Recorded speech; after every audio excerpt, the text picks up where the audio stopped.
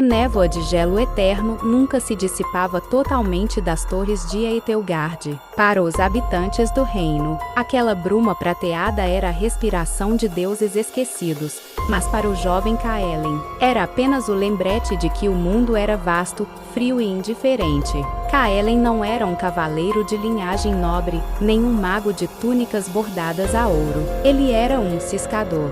Um dos muitos órfãos que sobreviviam vasculhando os campos de batalha, antigos em busca de fragmentos de aço rúnico ou joias, perdidas entre ossos centenários.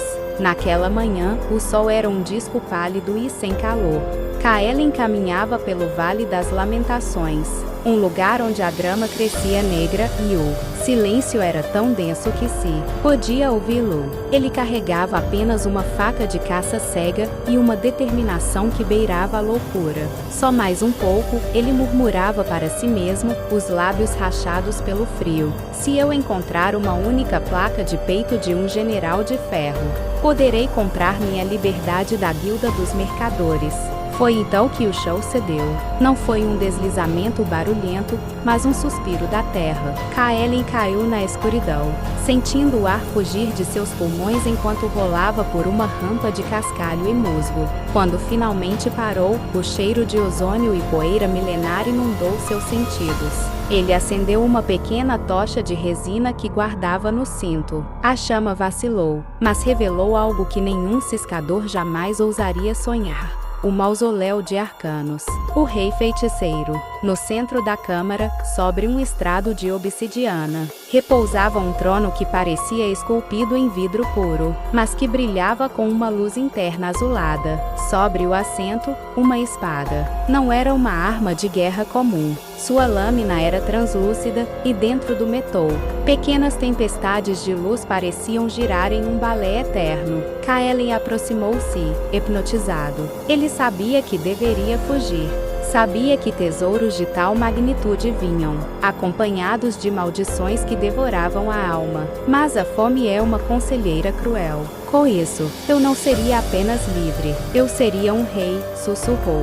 Ao tocar o punho da espada, uma voz não ouvida, mas sentida diretamente nos ossos, ressoou pela câmara. Aquele que busca o poder para fugir da dor encontrará o trono, mas perderá o chão. Kaelen ignorou o aviso. No momento em que seus dedos se fecharam em torno do couro frio da empunhadura, o mundo explodiu em sensações. Ele viu a ascensão e queda de impérios. Sentiu o peso de 1000 coroas e o calor de 1000 incêndios. Quando abriu os olhos, ele não estava mais no buraco. Ele estava de pé no topo de uma colina, a espada em mãos. E diante dele estendia-se um exército de sombras que aguardavam um comando. Os meses que se seguiram foram uma mancha de glória e sangue. Kaelen, o ciscador, tornou-se Kaelen, o portador da tempestade. Com a espada de Arcanos, ele não precisava de estratégia. O metal cortava o destino tanto quanto a carne. Ele derrubou o tirano de Etelgard, queimou as sedes das guildas que o escravizaram e sentou-se no trono de vidro, que ele mandara transportar para o palácio central. O povo o amava, a princípio. Ele distribuía ouro e pão, mas o poder da espada tinha um preço. A cada vez que Kaelen desembainhava a lâmina para fazer justiça, um pedaço de sua humanidade se desvanecia. Ele começou a ver conspirações nas sombras das colunas de mármore. Onde antes havia compaixão pelo órfão, agora havia apenas o medo do soberano. Sua esposa, a doce Elara, que ele conhecera nos tempos de pobreza e que o acompanhara até o palácio. Tentava alcançá-lo. Kaelen, olhe para suas mãos, disse ela certa noite, sob o luar frio. Você não sente mais o calor do fogo. Você não sente mais o gosto do vinho. A espada está bebendo você. Kaelen olhou para as próprias mãos. Elas eram pálidas, quase translúcidas, como o vidro do trono. Eu protejo este reino, Elara. Sem mim, o caos retornaria. O poder exige sacrifício. O sacrifício deveria ser o seu conforto. Não há sua alma, ela respondeu, com lágrimas que Kaelen já não conseguia entender.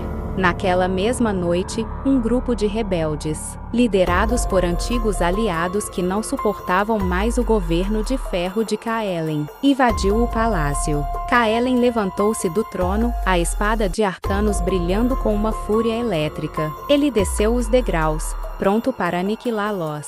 Mas, no meio do salão, ele viu quem liderava a investida. Era o capitão da guarda, seu melhor amigo, e ao lado dele, Elara. Basta, Kaeli, gritou o capitão. Você se tornou o monstro que juramos destruir. Kaelen sentiu uma pontada de raiva, mas quando tentou erguer a espada, ela pesou como se fosse feita de chumbo. A lâmina começou a vibrar violentamente. O trono é de vidro porque o poder é frágil. A voz de Arcanos ecoou novamente em sua mente. Você buscou o poder para não sofrer, mas o poder o isolou tanto que você já não vive.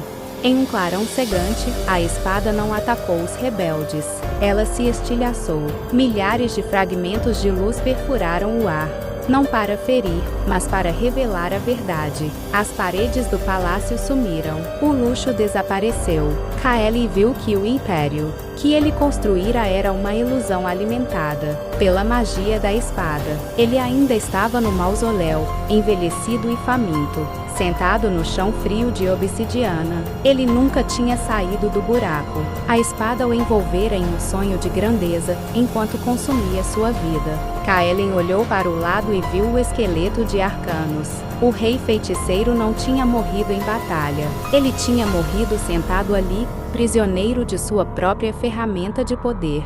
Com um esforço supremo, Kaelen rastejou para longe do trono. Seus dedos, novamente de carne e osso, tocaram a terra úmida do túnel que ele mesmo cavara ao cair.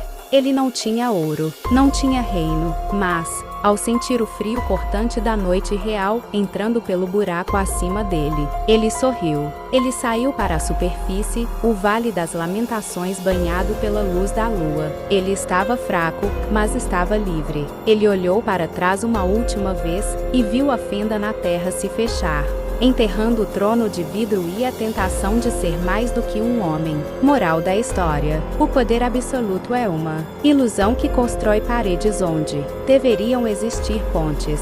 Quem busca governar o mundo sem antes governar a si mesmo, acaba tornando-se escravo de suas próprias conquistas.